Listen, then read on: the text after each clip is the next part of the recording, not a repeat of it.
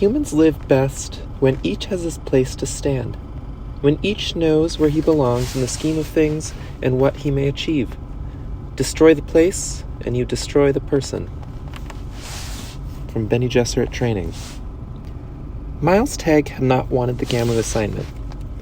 Weapons Master to a Gola child? Even such a Gola as this one, with all the history woven around him. It was an unwanted intrusion into Tagg's well-ordered retirement. But he had lived all that life as a military mentat, under the will of the Bene Gesserit, and could not compute an act of disobedience. Quis custodiat ispos custodiat? Who shall guard the guardians? Who shall see that the guardians commit no offenses? This was a question that Tagg had considered carefully on many occasions. It formed one of the basic tenets of his loyalty to the Bene Gesserit. Whatever else you might say about the sisterhood, they displayed an admirable competency of purpose. Moral purpose, Tagg labeled it. The Bene Gesserit moral purpose agreed completely with Tagg's principles. That those principles were Bene Gesserit, conditioned in him, did not enter into the question. Rational thought, especially mentat rationality, could make no other judgment. Tagg boiled it down to an essence. If only one person followed such guiding principles, this was a better universe. It was never a question of justice.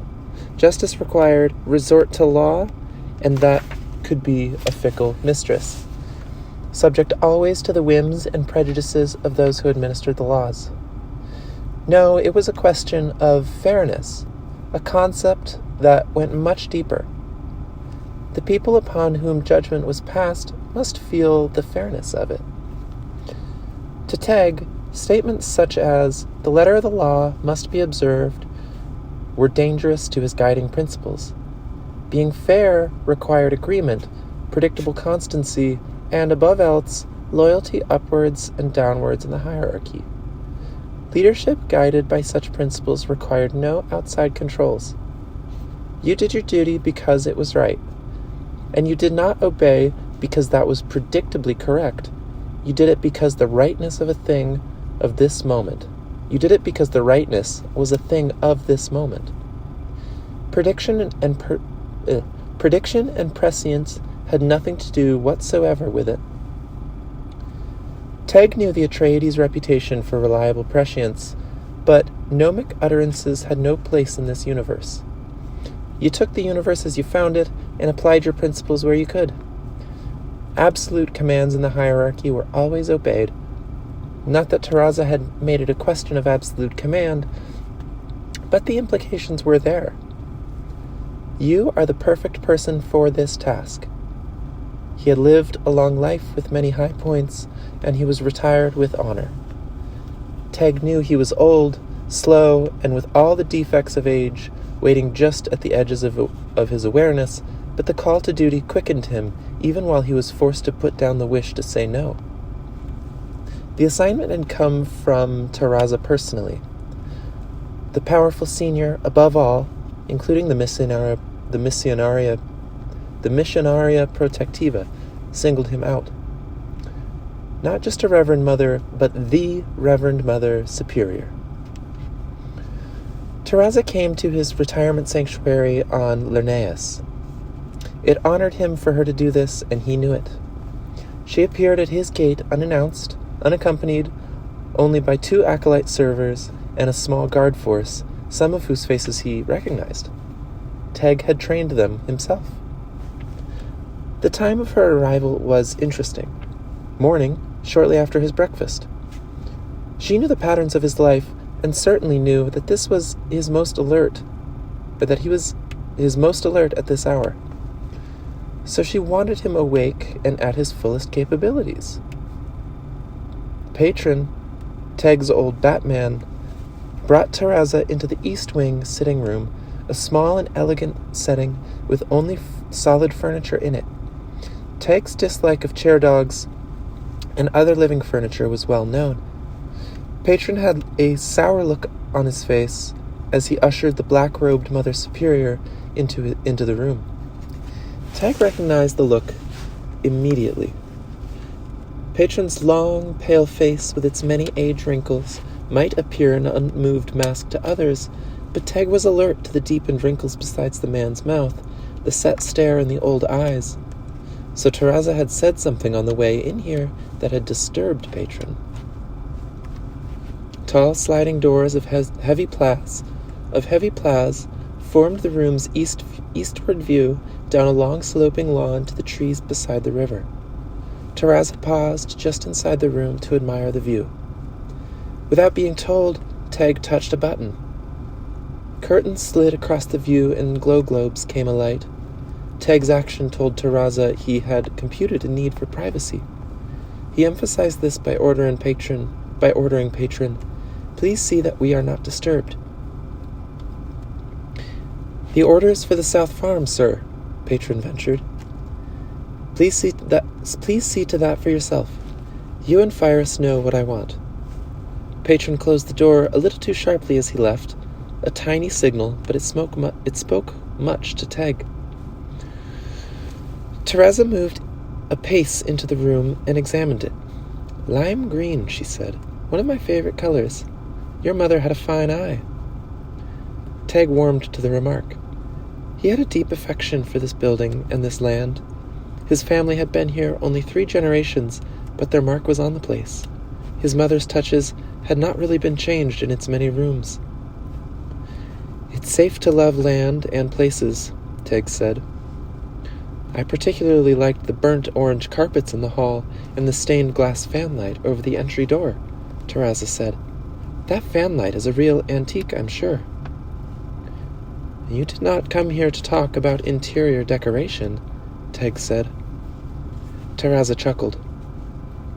She had a high-pitched voice, which the Sisterhood's training had taught her to use with devastating effectiveness. It was not a voice easy to ignore, even when she appeared most carefully casual as she did now. Tag had seen her in Bene Gesserit Council. Her manner there was powerful and persuasive, every word an indicator of the incisive mind that guided her decisions. He could sense an important decision beneath her demeanor somehow. Tag indicated a green upholstered chair at his left. She glanced at it, swept her gaze once more around the room, and suppressed a smile. "Not a chair dog in the house," she would wager. Tag was an antique, surrounding himself with antiques. She seated herself and smoothed her robe while waiting for Tag to take a matching chair facing her.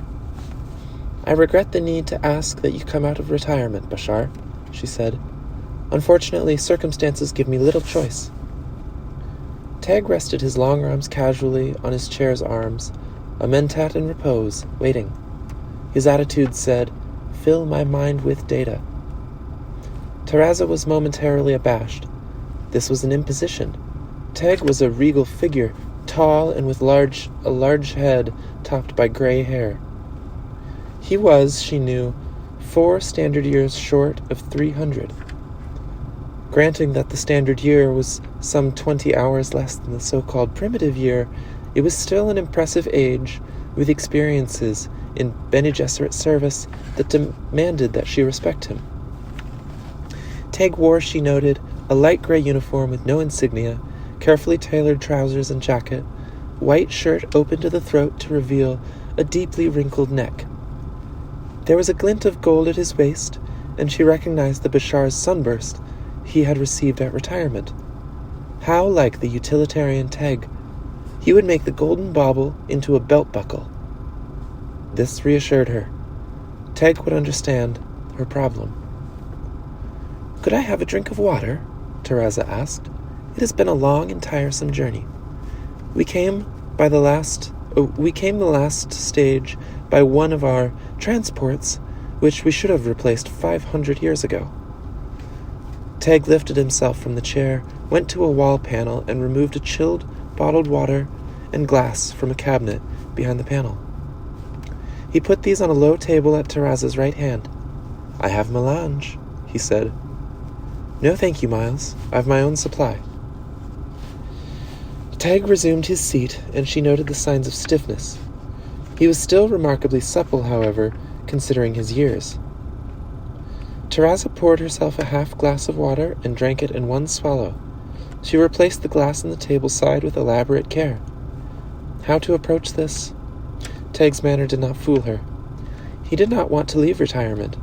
Her analysts had warned her about that. Since retirement, he had taken more than a casual interest in farming. His extensive acreage here on Linnaeus was essentially a research garden. She lifted her gaze and studied him openly. Square shoulders accentuated Teg's narrow waist. He still kept himself active then. That long face with its sharp lines, from strong bones, typically Atreides. Teg returned her gaze as he always did, demanding attention but open to whatever the Mother Superior might say. His thin mouth was cocked into a slight smile, exposing bright and even teeth. He knows I'm uncomfortable, she thought. Damn it, he's just as much a servant of the sisterhood as I am. Teg did not prompt her with questions. His manner remained impeccable, curiously withdrawn. She reminded herself that this was a common trait of mentats, and nothing else could be read into it. Abruptly, Teg stood and strode to a sidebar at Terza's left. He turned, folded his arms across his breast, and leaned there, looking down at her. Terza was forced to swivel her chair to face him. Damn him! Teg was not going to make this any easier for her. All of the Reverend Mother's examiners had remarked a difficulty in getting Teg to sit for conversation. He preferred to stand, his shoulders held with military stiffness, his gaze aimed downwards. Few Reverend Mothers matched his height, probably more than 2 meters.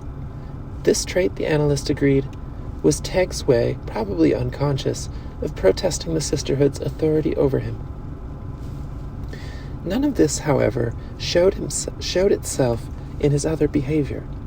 Teg had always been the most reliable military commander the sisterhood had ever enjoyed. In a multi-society universe whose major binding forces interacted with complexity despite the simplicity of labels, reliable military commanders were worth their weight in melange many times over. Religions and common memory of imperial tyrannies always figured in the negotiations, but it was economic forces that eventually carried the day, and the military coin could be entered on anybody's adding machine. It was there in every negotiation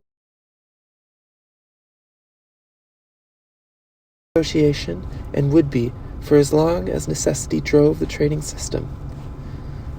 The need for particular things such as spice or the techno-products of Ix, the need for specialists such as mentats or souk doctors, and all of the other mundane things for which there were markets, for labor forces, for builders, for designers, for planiformed life, for artists, for exotic pleasures. No legal system could bind such complexity into a whole, and this fact quite obviously brought up another necessity, the constant need for arbiters with clout. Reverend Mothers had naturally fallen into this role within the economic web, and Miles Teg knew this. He knew also that he was once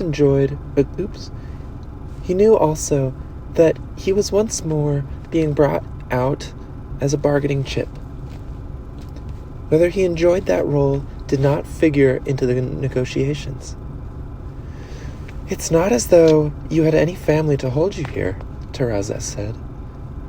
Teg accepted this silently. Yes, his wife had been dead nearly 38 years now. His children were all grown, and with the exception of one daughter, gone from the nest. He had his many personal interests, but no family obligations. True. Terza reminded him then of his long and faithful achievements to the sisterhood, citing several memorable achievements. She knew the praise would have little effect on him, but it provided her with a needed opening for what must follow. You have been appraised of your familial resemblance, she said. Teg inclined. You have been apprised for your familial resemblance, she said. Teg inclined his head, no more than a millimeter. Your resemblance to the first Leto Atreides, grandfather of the tyrant, is truly remarkable, she said. Teg gave no sign that he heard or agreed. This was merely a datum, something already stored in his copious memory. He knew he bore Atreides genes. He had seen the likeness of Leto I at Chapter House. It had been oddly like looking into a mirror. You're a bit taller, Terza said. Teg continued to stare down at her. Damn it all, Bashar, Terza said. Will you at least try to help me? Is that an order, Mother Superior? No, it's not an order. Teg smiled slowly. The fact that Terza allowed herself such an explosion in front of him said many things. She would not do that with people she felt were untrustworthy, and she certainly would not permit herself an emotional display with a person she considered merely an underling. Terza sat back in her chair and grinned up at him. All right, she said. You've had your fun. Patron said you would be most upset with me if I called you back to duty. I assure you that you are crucial to our plans. What plans, Mother Superior? We are raising a Duncan Idaho Gola on Gamu. He is almost 6 years old and ready for military education. Teg allowed his eyes to widen slightly. It will be a taxing duty for you, Terza said, but I want you to take over his training and protection as soon as possible. My likeness to the Atreides Duke, Teg said. You will use me to restore his original memories. In 8 or 10 years, yes. That long? Teg shook his head. Why Gamu? His Prana Bindu inheritance has been altered by the Beni Tlilax at our orders. His reflexes will match in speed those of anyone born in our times. Gamu, the original Duncan Idaho, was born and raised there. Because of the changes in his cellular inheritance, we must keep all else as close to the original conditions as possible. Why are you doing this? It was a Mentat's data-conscious tone. A female child with the ability to control the worms has been discovered on Arrakis. We will have to use our Gola there. You will not breed them? I am not engaging you as a Mentat. It is your military abilities and your likeness to the original Leto that we need. You know how to restore his original memories back when the time comes. So you're really bringing me back as weapons master. You think that's a come-down for the man who is Supreme Bashar of all our forces? Mother Superior, you command and I obey, but I will not accept this post without full command of all of Gamu's defenses. That already has been arranged, Miles. You always did know how my mind works. I have always been confident of your loyalty. Teg pushed himself away from the sideboard and stood a moment in thought. Then, who will brief me? Belanda from Records, the same as before. She will provide you with a cipher to secure the exchange of messages between us. I will give you a list of people, Teg said. Old comrades and the children of some of them. I will want all of them waiting on Gamu when I arrive. You don't think any of them will refuse? His look said, Don't be silly. Terza chuckled, and she thought, There's a thing we learned well from the original Atreides, how to produce people who command the utmost devotion and loyalty. Patron will handle the recruiting, Teg said. He won't accept rank, I know, but he's got to get the full pay and courtesies of Colonel. Aside. Colonel... Okay. I know, but he's got to... Oh, starting that sentence over. My goodness. Patron will handle the recruiting, Teg said. He won't accept rank, I know, but he's to get full pay and courtesies of Colonel's aid. You will, of course, be restored to the rank of Supreme Bashar, she said. We will... No, you will have Burzmali. We will not weaken him by bringing back his old commander over him. She studied him a moment, then... We have not yet commissioned Burzmali as... I am well aware of that. My old comrade keeps me fully informed of sisterhood politics. But you and I, Mother Superior, know it's only a matter of time. Burzmali is the best. She could only accept this. It was more than a military mentat's assessment. It was Teg's assessment. Another thought struck her. Then you already knew about our dispute in council? She accused. And you let me... Mother Superior, if I thought you would produce another monster on Arrakis, I would have said so.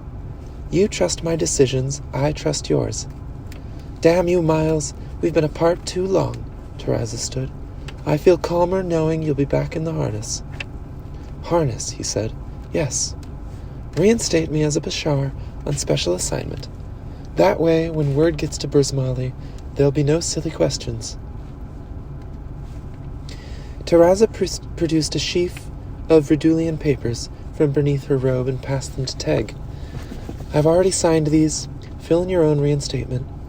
The other authorizations are all there, transport vouchers and so on. I give you these orders personally. You are to obey me. You are my Bashar. Do you understand? Wasn't I always? He asked. It's more important now than ever. Keep that Gola safe and train him well. He's your responsibility. And I will back you in that against anyone. I hear Shuang Yu commands on Gamu. Against anyone, Miles. Don't trust Shuang Yu. I see. Will you lunch with us? My daughter has... Forgive me, Miles. I must get back soonest. I will send Belanda at once. Teg saw her to the door, exchanged a few pleasantries with his old students and their party, and watched as they left. They had an armored ground car waiting in the drive, one of the new models that they obviously had brought with them. The sight of it gave Teg an uneasy feeling. Urgency. Terza had come in person, the Mother Superior herself, on a messenger's errand, knowing what that would reveal to him. Knowing so intimately how the sisterhood performed, he saw the revelation in what had just happened. The dispute in the Bene Gesserit Council went far deeper than his informants had suggested. You are my Bashar.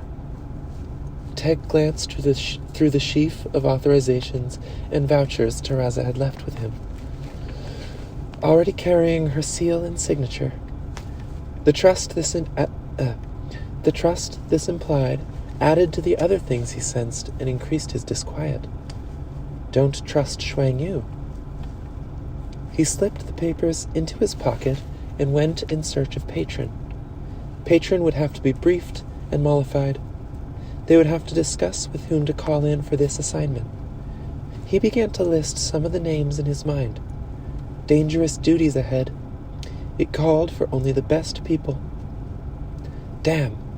Everything on the estate here would have to be passed over to Firis and Demella. So many details. He felt his pulse quicken as he strode through the house. Passing a guardhouse, one of his old soldiers, Teg paused. Martin, cancel all my appointments for today. Find my daughter and tell her to meet me in my study. Word spread through the house, and from there across the estate. Servants and family, knowing that the Reverend Mother Superior had just conversed with him privately, automatically set up a protective screen to keep idle distractions away from Teg. His eldest daughter, Demella, cut him short when he tried to list details necessary to carry on his experimental farm projects. Father, I am not an infant. They were in the small greenhouse attached to his study. Remains of Teg's lunch sat on the corner of a potting bench. Patron's notebook was propped against the wall behind the luncheon tray. Teg looked sharply at his daughter. Demella favored him in appearance, but not in the height. Too angular to be a beauty, but she had made a good marriage. They had 3 fine children, Demella and Firis. "Where is Pyrrhus?" Teg asked. "He's out seeing to the replanting of the South Farm." "Oh yes, Patron mentioned that." Teg smiled. It had always pleased him that Demella had refused the sisterhood's bid, preferring to marry Pyrrhus, a native